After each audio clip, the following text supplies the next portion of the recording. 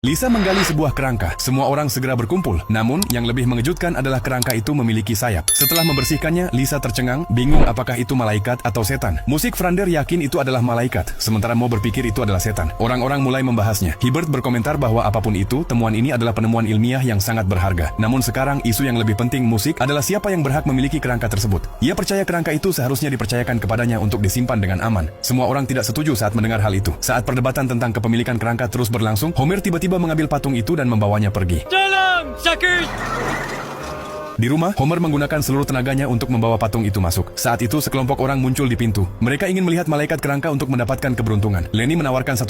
Homer langsung melihat kesempatan untuk menghasilkan uang dan mulai memungut biaya dari orang-orang yang ingin melihat malaikat itu. Kerangka itu menjadi sumber penghasilan Homer. Saat itu, Lisa berjalan mendekat. Ia berargumen bahwa menyebut kerangka itu sebagai malaikat salah karena tidak ada bukti yang mendukungnya. Homer mulai membalas argumennya. Ayah dan anak itu terlibat dalam pertengkaran sengit. Lisa ingin membawa kerangka itu untuk pengujian ilmiah guna membuktikan bahwa itu bukan malaikat. Homer menolak, mengatakan itu akan menghabiskan banyak uang dan menuduhnya menodai kerangka tersebut. Lisa tidak peduli dengan pendapat Homer. Malam itu dia diam-diam mendekati kerangka, mengambil sebuah fragmen darinya dan meletakkannya di tasnya. Wow, so lifelike.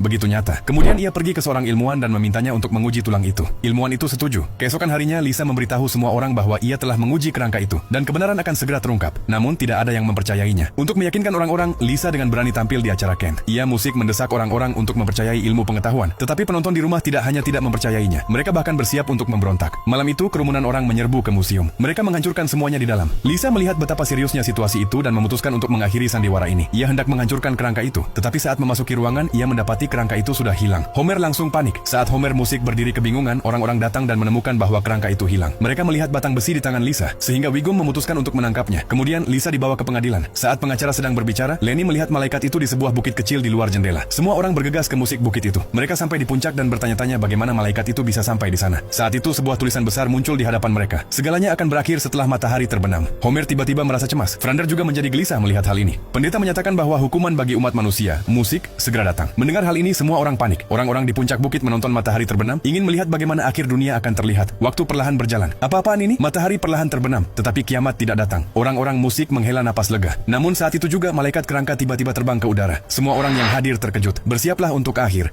dari harga tinggi. Saksikan pembukaan Mega Heavenly Hills Mall. Silakan ikuti malaikat ini untuk semua kebutuhan belanja Anda.